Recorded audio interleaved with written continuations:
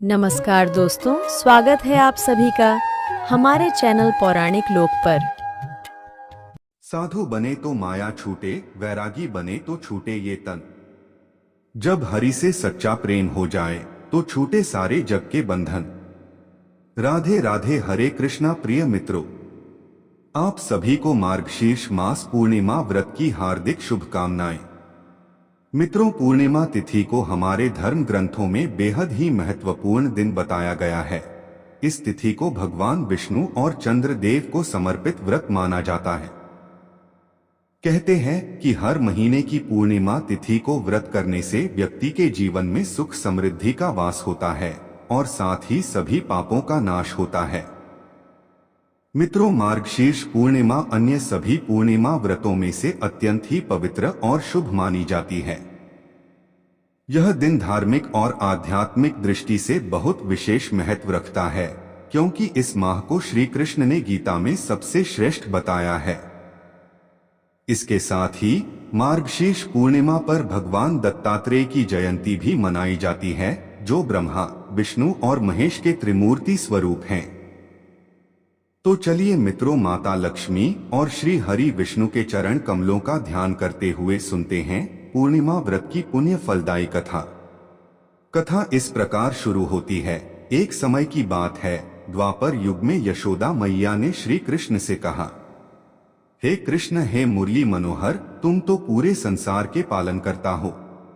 आज तुम मुझे कोई ऐसा व्रत बताओ जिसे करने से किसी भी स्त्री को विधवा होने का भय न रहे तथा इसकी कथा सुनने मात्र से मनुष्यों की सभी मनोकामनाएं पूर्ण हो जाएं। श्री कृष्ण कहते हैं कि माता, आपने मुझसे मानव जीवन के कल्याण हेतु बहुत ही सुंदर प्रश्न पूछा है।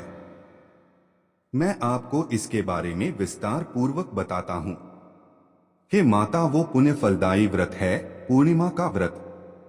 सौभाग्य प्राप्ति के लिए महिलाओं को 32 पूर्णमासियों का व्रत करना चाहिए। इससे उनकी सभी मनोकामनाएं पूर्ण होती हैं और उन्हें सौभाग्यवती होने का आशीर्वाद मिलता है। अब मैं आपको इससे जुड़ी हुई कथा सुनाता हूँ। आप इस पूरी कथा को प्रसन्न चित्त होकर सुने और पूरा सुने, क्योंकि आधा अधूरा ज्ञान अत्यंत ही घातक साबित होता है। एक समय की बात है, इस भूमंडल पर एक अत्यंत ही प्रसिद्ध राजा चंद्रहास द्वारा पालित कांतिका नाम की एक नगरी थी। वहां पर धनेश्वर नाम का एक साहूकार और उसकी स्त्री रूपवती रहा करते थे। साहूकार का व्यापार दूर दूर तक फैला हुआ था। नगर के सभी लोग उस व्यापारी का सम्मान करते थे। साहूकार तथा उसकी पत्नी दोनों ही उस नगरी में सभी से बड़े प्रेम और आदर के साथ व्यवहार करते थे। घर में धन धान्य आदि की कमी नहीं थी, लेकिन उनको एक बड़ा दुख था कि उनकी कोई संतान नहीं थी। इस कष्ट से वह अत्यंत दुखी रहते थे। एक दिन एक बड़ा तपस्वी योगी उस नगरी में आया। वह योगी उस ब्राह्मण के घर को छोड़कर अन्य सब घरों से भिक्षा लाकर भोजन किया करता था, लेकिन रूपवती से वह भिक्षा नहीं लिया करता था। एक समय वह किसी अन्य घर से भिक्षा लेकर गंगा किनारे जाकर भिक्षान्न को प्रेम पूर्वक खा रहा था। तभी धनेश्वर ने योगी को देखा और अपनी भिक्षा के अनादर से दुखी होकर योगी से बोला, महात्मन, आप सब घरों से भिक्षा लेते हैं, परंतु मेरे घर की भिक्षा कभी भी नहीं लेते, इसका कारण क्या है? योगी ने कहा कि निःसंतान के घर की भीख पतितों के अन्न के तुल्य होती है, और जो पतितों का अन्न खाता है वह भी पतित हो जाता है। चूंकि तुम निःसंतान हो, आथ पतित हो जाने के भय से मैं तुम्हारे घर की भिक्षा नहीं लेता हूँ।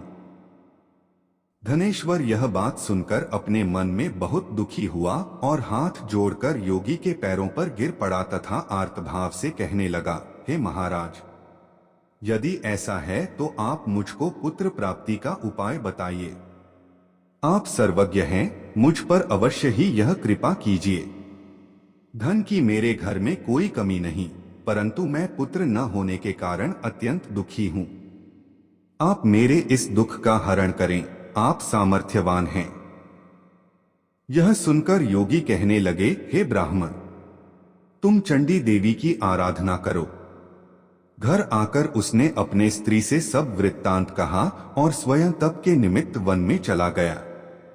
वन में जाकर उसने चंडी देवी की उपासना की और उपवास किया। चंडी देवी ने 16वें दिन उसको स्वप्न में दर्शन दिया और कहा, हे धनेश्वर, तुझे पुत्र होगा, परंतु वह 16 वर्ष की आयु में ही मृत्यु को प्राप्त हो जाएगा। यदि तुम दोनों पति पत्नी 32 पूर्णमासियों का व्रत विधिपूर्वक करोगे तो वह दीर्घायु होगा। जितनी तुम्हारी सामर्थ्य हो उतने आटे के दिए बनाकर शिवजी का पूजन करना और पूर्णमासी का व्रत रखना। प्रातः काल होने पर इस स्थान के समीप ही तुम्हें एक आम का वृक्ष दिखाई देगा। उस पर चढ़कर एक फल तोड़कर शीघ्र अपने घर चले जाना और अपनी स्त्री से सब वृत्तांत कहना। जब वह श्री शंकर जी का ध्यान करके उस फल को खा लेगी, तब भगवान शंकर की कृपा से वह गर्भवती हो जाएगी। जब वह ब्राह्मण प्रातः काल उठा तो उसने उस स्थान के पास ही एक आम का वृक्ष देखा जिस पर एक आम का फल लगा हुआ था। उस ब्राह्मण ने उस आम के वृक्ष पर चढ़कर उस फल को तोड़ने का प्रयत्न किया, परंतु कई बार प्रयत्न करने पर भी वह वृक्ष पर न चढ़ पाया। तब उस ब्राह्मण को बहुत चिंता हुई और वह विघ्न विनाशक श्री गणेश जी की वंदना करने लगा और बोला, हे दयानिधे, अपने भक्तों के विघ्नों का नाश करके उनके मंगल कार्य को करने वाले, दुष्टों का नाश करने वाले, रिद्धि सिद्धि को देने वाले, आप मुझ पर कृपा करके इतना बल दें कि मैं अपने मनोरथ को पूर्ण कर सकूं। इस प्रकार गणेश जी की प्रार्थना करने पर उनकी कृपा से धनेश्वर वृक्ष पर चढ़ गया और उसने एक अति सुंदर आम का फल देखा। उसने विचार किया कि जो वरदान से फल मिला था वह यह है और कोई फल दिखाई नहीं देता। उस धनेश्वर ब्राह्मण ने जल्दी से उस फल को तोड़कर अपनी स्त्री को लाकर दिया और उसकी स्त्री ने अपने पति के कथनानुसार उस फल को खा लिया। इसके पश्चात वह गर्भवती हो गई। देवी जी की असीम कृपा से उसे एक अत्यंत सुंदर पुत्र की प्राप्ति हुई, जिसका नाम उन्होंने देवीदास रखा। माता पिता के हर्ष और शोक के साथ वह बालक शुक्ल पक्ष के चंद्रमा की भांति बढ़ने लगा। भवानी की कृपा से वह बालक बहुत ही सुंदर, सुशील और पढ़ने में बहुत ही निपुण हो गया। चंडी देवी की आज्ञानुसार उसके माता पिता ने 32 पूर्णमासी का व्रत रखना प्रारंभ कर दिया था, जिससे उसका पुत्र दीर्घायु हो जाए। 16वां वर्ष लगते ही देवीदास के माता पिता को बड़ी चिंता हो गई कि कहीं उनके पुत्र की इस वर्ष मृत्यु न हो जाए। इसलिए उन्होंने अपने मन में विचार किया कि यदि यह दुर्घटना उनके सामने हो गई तो वे कैसे सहन कर सकेंगे। उन्होंने देवीदास के मामा को बुलाया और कहा कि हमारी इच्छा है कि देवीदास 1 वर्ष तक काशी में जाकर विद्याध्ययन करे और हम उसको अकेला भी नहीं छोड़ना चाहते, इसलिए साथ में तुम चले जाओ और 1 वर्ष के पश्चात इसको वापस लौटा लाना। सब प्रबंध करके उसके माता पिता ने काशी जाने के लिए देवीदास को एक घोड़े पर बैठाकर उसके मामा को उसके साथ विदा कर दिया। धनेश्वर ने अपनी पत्नी के साथ अपने पुत्र की मंगल कामना तथा दीर्घायु के लिए भगवती दुर्गा की आराधना और पूर्णमासियों का व्रत करना आरंभ कर दिया। इस प्रकार उन्होंने 32 पूर्णमासी का व्रत पूरा किया। कुछ समय पश्चात एक दिन वह दोनों मामा और भांजा मार्ग में रात्रि बिताने के लिए किसी गांव में ठहरे हुए थे। उस दिन उस गांव में एक ब्राह्मण की अत्यंत ही सुंदरी, सुशीला, विदुषी और गुणवती कन्या का विवाह होने वाला था। जिस धर्मशाला के अंदर वर और उसकी बारात ठहरी हुई थी, उसी धर्मशाला में देवीदास और उसके मामा भी ठहरे हुए थे। संयोगवश कन्या को तेल आदि चढ़ाकर मंडप आदि का कृत्य किया जा रहा था, लेकिन लगन के समय वर को धनुर्वात मतलब एक वायुरोग जिसमें शरीर धनुष की तरह झुककर टेढ़ा हो जाता है हो गया। इस कारण वर के पिता ने अपने कुटुंबियों से परामर्श करके निश्चय किया कि यह देवीदास मेरे पुत्र जैसा ही सुंदर है, मैं इसके साथ ही लग्न करा देता हूँ और बाद में विवाह के अन्य कार्य मेरे लड़के के साथ हो जाएंगे। ऐसा सोचकर उन्होंने देवीदास के मामा से जाकर बोला कि तुम थोड़ी देर के लिए अपने भांजे को हमें दे दो, जिससे विवाह के लग्न के सारे कृत्य सुचारू रूप से हो सके। तब उसका मामा कहने लगा कि जो कुछ भी कन्यादान के समय वर को मिले वह सब हमें दे दिया जाए, तो मेरा भांजा इस बारात का दूल्हा बन जाएगा। यह बात वर के पिता ने स्वीकार कर ली और उसने अपने भांजे को वर बनने के लिए भेज दिया और उसके साथ सब विवाह कार्य रात्रि में विधिपूर्वक संपन्न हो गया। पत्नी के साथ वह भोजन न कर सका और अपने मन में सोचने लगा कि न जाने यह कैसी स्त्री होगी। वह एकांत में इसी सोच में पड़ गया तथा उसकी आंखों में आंसू आ गए। तब वधू ने पूछा कि क्या बात है, आप इतने उदासीन व दुखी क्यों हो रहे हैं? तब उसने सब बातें जो वर के पिता व उसके मामा में हुई थीं उसको बतला दी। तब कन्या कहने लगी कि यह ब्रह्मा विवाह के विपरीत कैसे हो सकता है। देव, ब्राह्मण और अग्नि के सामने मैंने आपको ही अपना पति बनाया है, इसलिए आप ही मेरे पति हैं। मैं आपकी ही पत्नी रहूंगी, किसी अन्य की कदापि नहीं। तब देवीदास ने कहा, ऐसा मत करिए, क्योंकि मेरी आयु बहुत कम है। मेरे पश्चात आपकी क्या गति होगी, इन बातों को अच्छी तरह विचार लो। परंतु वह दृढ़ विचार वाली स्त्री थी, बोली कि जो आपकी गति होगी वही मेरी गति होगी। हे स्वामी, आप उठिए और भोजन करिए, आप निश्चय ही भूखे होंगे। इसके बाद देवीदास और उसकी पत्नी दोनों ने भोजन किया तथा शेष रात्रि वे सोते रहे।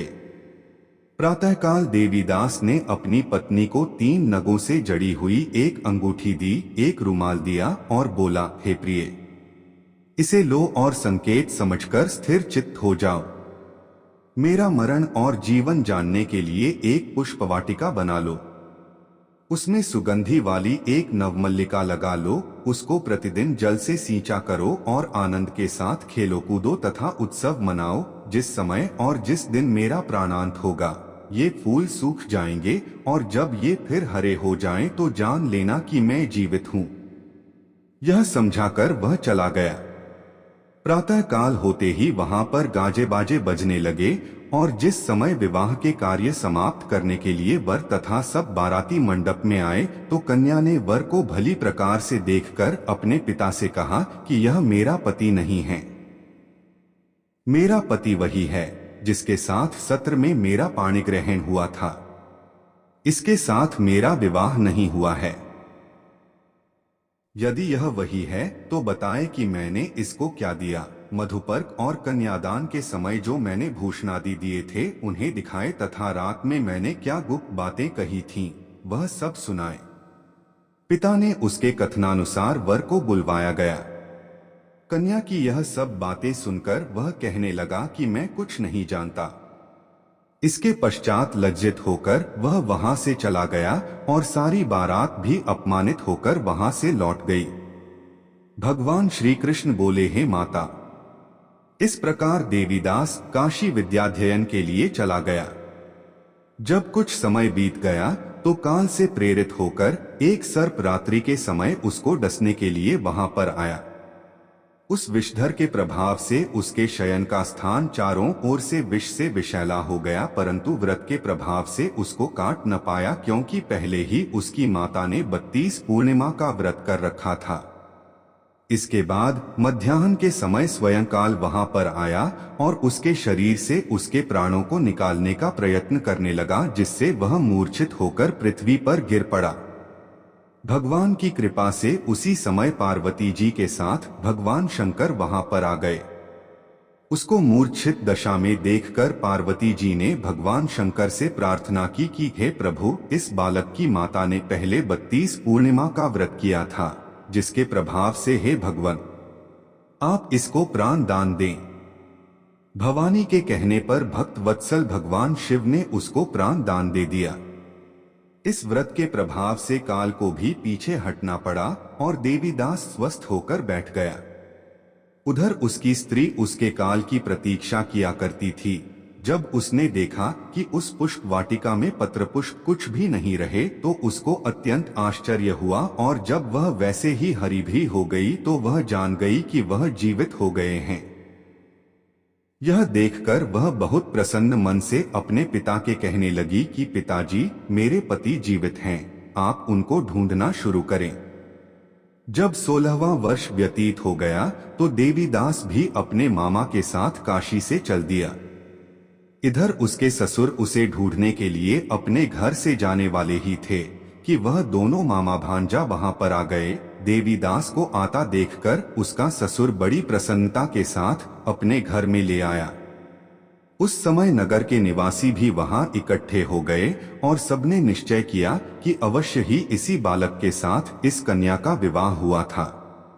उस बालक को जब कन्या ने देखा तो पहचान लिया और कहा कि यह तो वही है जो संकेत करके गया था। तदुपरांत सभी कहने लगे कि भला हुआ जो यह आ गया, और सब नगरवासियों ने आनंद मनाया। देवीदास इसके बाद अपनी पत्नी और मामा को लेकर वहां से अपने माता पिता के पास आने को चल दिया। उसके ससुर ने भी उसे बहुत सारा धन और दहेज दिया। इधर साहूकार और उसकी पत्नी भूखे प्यासे रहकर बेटे की प्रतीक्षा कर रहे थे। उन्होंने प्रण कर रखा था कि यदि उन्हें अपने बेटे की मृत्यु का समाचार मिला तो वह भी प्राण त्याग देंगे। उसी रात को भगवान शिव ने साहूकार के स्वप्न में आकर कहा कि साहूकार, मैं तेरी भक्ति और सच्ची श्रद्धा से प्रसन्न होकर तेरे पुत्र को लंबी आयु प्रदान की है। जब साहूकार का पुत्र अपने घर की तरफ चल रहा था तो उसके माता पिता को लोगों ने खबर कर दी और कहा कि तुम्हारा पुत्र देवीदास अपनी पत्नी और मामा के साथ आ रहा है। ऐसा समाचार सुनकर पहले तो उन्हें विश्वास नहीं हुआ, लेकिन जब देवीदास आया और उसने अपने माता पिता के पैर छुए तो देवीदास के माता पिता ने उनका स्वागत किया, आरती उतारी और दोनों को अपने सीने से लगा लिया। दोनों के आने की खुशी में धनेश्वर ने बहुत दान दक्षिणा ब्राह्मणों को दी। श्री कृष्ण जी कहने लगे कि इस प्रकार धनेश्वर 32 पूर्णिमाओं के व्रत के प्रभाव से पुत्रवान हो गया। इसी प्रकार से जो भी भक्त इस व्रत को श्रद्धा पूर्वक करता है और कथा का श्रवण करता है, उसका सदा ही कल्याण होगा। तो बोलिए मित्रों, श्रीमन नारायण नारायण हरि हरि, श्रीमन नारायण नारायण हरि हरि। अब चलिए सुनते हैं मार्गशीर्ष पूर्णिमा की दूसरी व्रत कथा। मित्रों, यह कथा तब की है जब देवी पार्वती और भगवान शिव कैलाश पर्वत पर एक दूसरे के साथ प्रेम पूर्वक समय व्यतीत मत रहे थे। एक दिन मनोरंजन के उद्देश्य से देवी पार्वती ने भगवान शिव को पासा खेलने का प्रस्ताव दिया। खेल आरंभ हुआ और दोनों ने खेलते हुए कई बाजियां लगाईं। खेल में भगवान शिव लगातार हारते रहे और धीरे धीरे उन्होंने अपना सब कुछ हार दिया, यहाँ तक कि अपने त्रिशूल, सर्प और यहाँ तक कि कैलाश पर्वत भी। अपना सब कुछ हारने के बाद भगवान शिव असमंजस में थे। उन्हें समझ नहीं आ रहा था कि अब क्या करें। इसलिए वे भगवान विष्णु के पास परामर्श लेने गए। भगवान विष्णु ने उन्हें समझाया कि यह सब माया है, भौतिक वस्तुएं केवल एक भ्रम हैं और उनका कोई स्थायी महत्व नहीं है। यह सुनकर भगवान शिव को इस बात का बोध तो हुआ, लेकिन देवी पार्वती को यह बात नागवार गुजरी। जब देवी पार्वती को भगवान विष्णु के इस दृष्टिकोण के बारे में पता चला तो वह क्रोधित हो उठी। उन्होंने सोचा कि अगर भगवान विष्णु और शिव भौतिक वस्तुओं को माया मानते हैं तो यह उन लोगों के लिए अपमान है जो भौतिक वस्तुओं और अन्न पर निर्भर हैं। उन्होंने यह भी महसूस किया कि इस दृष्टिकोण से उनके शक्ति रूप और उनकी जिम्मेदारी, जो लोगों को अन्न और पोषण प्रदान करना है, का अनादर हो रहा है। अपने क्रोध में देवी पार्वती ने पृथ्वी से अदृश्य होने का निर्णय लिया। उनके इस निर्णय का परिणाम अत्यंत विनाशकारी हुआ। जैसे ही देवी पार्वती ने पृथ्वी से अपना रूप छुपाया, संसार में अन्न और पोषण की भारी कमी हो गई। खेत बंजर हो गए, नदियां सूख गईं और लोग भूख और कष्ट से त्रस्त हो गए। पृथ्वी पर अराजकता का माहौल छा गया और लोगों ने देवी को वापस लाने के लिए प्रार्थना शुरू कर दी। देवी पार्वती, जो मातृ प्रेम और दया का अवतार हैं, अपने भक्तों की पीड़ा को सहन नहीं कर पाईं। उन्हें एहसास हुआ कि उनकी नाराजगी के कारण उनके बच्चों, संसार के जीवों को कष्ट उठाना पड़ रहा है। इसलिए उन्होंने अपने करुणामय रूप में प्रकट होने का निश्चय किया। देवी ने अन्नपूर्णा का रूप धारण किया, जो अन्न और पोषण की देवी हैं। वह काशी वाराणसी में प्रकट हुई और वहां उन्होंने भोजन का भंडार खोला। देवी ने निर्धन और भूख से पीड़ित लोगों को अपने हाथों से भोजन परोसा और संसार को फिर से समृद्ध कर दिया। देवी अन्नपूर्णा के इस रूप ने भगवान शिव को भी एक गहरी सीख दी। उन्होंने महसूस किया कि भले ही भौतिक वस्तुएं माया हों, लेकिन संसार में उनका महत्व है। अन्न और पोषण भौतिक वस्तुएं जरूर हैं, लेकिन वे जीवन का आधार हैं। उन्होंने यह भी स्वीकार किया कि बिना देवी अन्नपूर्णा पार्वती के संसार का संचालन असंभव है। शिव जी ने देवी अन्नपूर्णा के समक्ष जाकर अन्न का महत्व स्वीकार किया और उनसे क्षमा मांगी। देवी ने प्रसन्न होकर भगवान शिव को भोजन परोसा। तभी से यह मान्यता है कि भगवान शिव ने देवी अन्नपूर्णा से ही भोजन की वास्तविक महिमा को समझा। यह कथा मार्गशीर्ष मास पूर्णिमा के साथ जुड़ी हुई है। ऐसा माना जाता है कि इस मार्गशीर्ष के महीने में देवी अन्नपूर्णा को प्रसन्न करने के लिए व्रत और पूजा की जाती है। भक्त देवी से प्रार्थना करते हैं कि उनके घर में कभी अन्न और पोषण की कमी न हो। इस व्रत को करने से जीवन में समृद्धि, स्वास्थ्य और शांति बनी रहती है।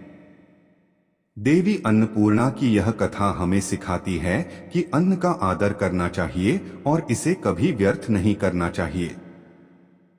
यह कहानी हमें यह भी बताती है कि भले ही भौतिक वस्तुएं अस्थायी हों, लेकिन उनका सही उपयोग और सम्मान आवश्यक है। इसके साथ ही यह कहानी देवी पार्वती के उस मातृ रूप को भी उजागर करती है, जो अपने बच्चों के कष्ट में उन्हें संभालने के लिए सदा तत्पर रहती हैं। यही कारण है कि देवी अन्नपूर्णा को अन्न और समृद्धि की देवी के रूप में पूजा जाता है। उनका आशीर्वाद हर भक्त को पूर्णता, संतुष्टि और पोषण प्रदान करता है। तो बोलिए मित्रों, जय माता अन्नपूर्णा की, जय भोलेनाथ की।